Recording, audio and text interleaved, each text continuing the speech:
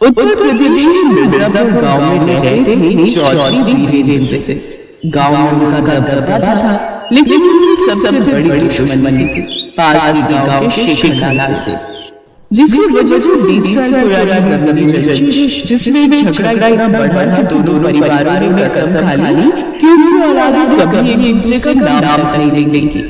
आज के बाद कभी हमारा परिवार एक दूसरे की शक्ल नहीं देखेगा और हमारी औलाद एक दूसरे का नाम नहीं लेंगे। अब से चौधरी वीरेंद्र सिंह का परिवार हमारा कट्टर दुश्मन है। उस दिन के बाद दोनों परिवारों ने एक दूसरे की शक्ल नहीं देखी। ऐसे समय बीता गया और इस बात को 10 साल और बीत गए और फिर एक रोज शेखर की हार्ट अटैक से मौत हो गई। उसकी पत्नी कपिला ने जैसे खुद को संभाला। ऐसे समय में बीता। कपिला के 3 बच्चे थे। सबसे बड़ा बेटा गौरव, फिर छोटा बेटा कवि और सबसे छोटी प्रीति। कुछ समय बाद गौरव आगे की पढ़ाई के लिए शहर चला गया और चौधरी वीरेंद्र सिंह की बेटी वहीं रहकर पढ़ाई करने लगी। कुछ समय बाद दोनों एक कंपनी में थे जहां साथ में रहते हुए दोनों दुश्मनों के बच्चों के बीच में गहरी दोस्ती हुई और फिर प्यार में बदल गई। इधर गांव में कपिला घर के कामकाज निपटाते हुए तेरे बूढ़ी हड्डियों में अभी भी जान नहीं रह गई। अब तो गौरव बेटे की नौकरी लगी है। इस बार गांव लौटेगा, उसे शादी करने के लिए बोल दूंगी। बहू घर में आई तो कम से कम कुछ तो आराम मिलेगा इन हड्डियों को। फिर एक रोज गौरव जब वापस गांव आया तो गौरव ने गीता के बारे में सब बता दिया। दुश्मन बेटी का नाम सुनकर कपिला बुरी तरह उठ गई और गौरव को गुस्सा करने लगी। कर मत लेना मेरी जीजी, इस घर में बुलेट बहू बनकर कभी नहीं आई, समझा तू? ये पहली बार जब कपिला ने गौरव को इतनी बुरी तरह से डांटा। उस दिन के बाद से कई चीजें बदल गई। अब कपिला गौरव से कम ही बात करती थी और फिर एक दिन दरवाजे की घंटी बजी। कपिला ने दरवाजा खोला तो सामने गौरव और गीता शादी जोड़े में खड़े थे। माँ गीता के पिताजी नहीं रहे। अब उसका इस दुनिया में मेरे सिवा कोई नहीं है।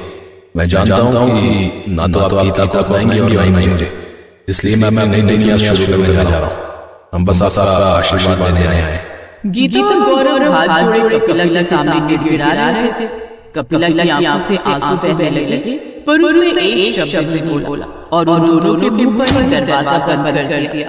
ये सब मेरी वजह से हुआ है। नहीं, तुम खुद को कसूरवार मत ठहराओ। मैं जानता हूँ एक दिन ऐसा आएगा जब माँ मेरी पसंद पर गर्व करेंगी। गीता और गौरव दरवाजे के पास कपिला की बातें सुन रही और जोर से रोने लगी। ऐसे कई साल बीत गए। अब गौरव एक नए शहर में अच्छी नौकरी कर रहा था। उसके पास बड़ा सा बंगला था, कार थी, सब कुछ था। आज ही मैडम शादी की सालगिरह मुबारक हो। माय डियर हस्बैंड, तुम्हें भी एनिवर्सरी मुबारक हो। बताओ क्या हो गया आज? एक काम करते हैं, शाम को कहीं बाहर डिनर पर चलेंगे। अभी बढ़िया सा साग बनाते हैं और उसको खाते हैं। किरण, क्या है? आपको चैन नहीं है क्या? हर 5 मिनट में मेरा नाम जपती रहती हो। अरे जब भगवान के नाम का करोगी तो स्वर्ग मिलेगा। बहू गुस्सा मत कर, थोड़ा सा हलवा बनाने बहुत मन कर रहा है खाने का। मेरे पास दुनिया भर काम है, ठीक है ना? एक तो आपकी बेटी किसी काम की नहीं है, सारा दिन तुम दोनों की सेवा में निकल जाता है मेरा। तो अपनी फरमाइशें जरा बंद करो, समझी? किरण मुंह घुमाकर वहां से चली गई और कपिला उसकी बदतमीजी से कर रही थी। गौरव के घर छोड़कर जाने के कुछ महीनों बाद कपिला ने कवि की शादी करा दी थी। उसने किरण को खुद पसंद किया था, लेकिन शादी के बाद किरण के तेवर देखकर अब कपिला के पास सिवाय पछतावे के कुछ और नहीं था। तब थोड़ी देर बाद कपिला को किरण के चीखने की आवाज आई। हाय, तो नाराज की दुश्मन नाराज की, और अगर तेरे से कुछ होता नहीं तो आराम से बैठकर पूछना कितना महंगा गिलास उठ दिया अपने घर से लेकर आई मैं दहेज में। चल अब यहाँ से गई की। भाभी, मैं तो बस पानी पीने आई थी। मत आया करो दीदी जी, हमें आगे दिया करो, हम पहुंचा देंगे आपके बिस्तर तक। अरे तेरे दिव्यांग कोटे का सबसे बड़ा दुख तो मैंने झेला है। मेरा पति बेचारा कमा कर मरा जा रहा है और यहाँ पर तोड़ रही है। इसी तरह अगले दिन भाभी एक रोटी और मिलेगी? हाँ, क्यों नहीं? हलवाई बैठे हैं जो तुम्हें 56 भोग खिलाएंगे। ये कैसी बात है किरण? वो बेचारी बस एक रोटी ही तो मांग रही है। अच्छा तो आप नहीं बना देते उसके लिए रोटी?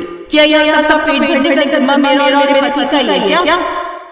तू कब तक ऐसे बैठा रहेगा, कुछ बोलता क्यों नहीं? क्या बोलूं मैं? अरे रोटी कम है तो क्या हो गया? अब किरण बेचारी फिर से रोटी बनाएगी हम लोगों के लिए। माँ तुम भी ना अभी भी बूढ़ी नहीं हुई हो, कायदे से घर का काम तुम्हें भी करना चाहिए। जैसे कभी मेरी बात कही तब दरवाजे पर कुछ गिरने की आवाज आई। सभी ने दरवाजे की तरफ देखा। वहां नीति गौर और मिठाई का डब्बा लिए खड़े थे जो जमीन पर पड़ी हुई थी। सारी बातें सुनने के बाद उनका मुंह खुला रह गया। माँ इतना सब हो रहा है आपके साथ और आपने एक बार मुझे नहीं बताया। अरे मैं मिठाई लेकर आया था, लेकिन मुझे क्या मालूम था कि आपके कहीं घर में आपके और मेरी बहन के लिए कड़वाहट है। ये क्या बोल रही है? एक शब्द नहीं बोलेगा, समझा? गौरव ने अगली दिन साथ में कार में बिठा दिया। फिर घर पहुंचकर गीता मैं और प्रीति का कमरा रेडी कर दो। जी बस अभी करती हूँ। ना जाओ नहा लो, मन हल्का हो जाएगा।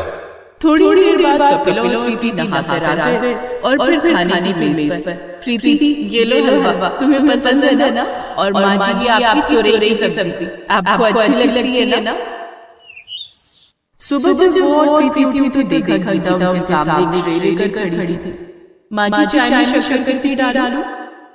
गीता की बात सुनकर कपिला उस दिन याद करने लगी जब उसने अपनी बड़ी बहू को पानी तक नहीं पूछा था और उसे दरवाजे से लौटा दिया था।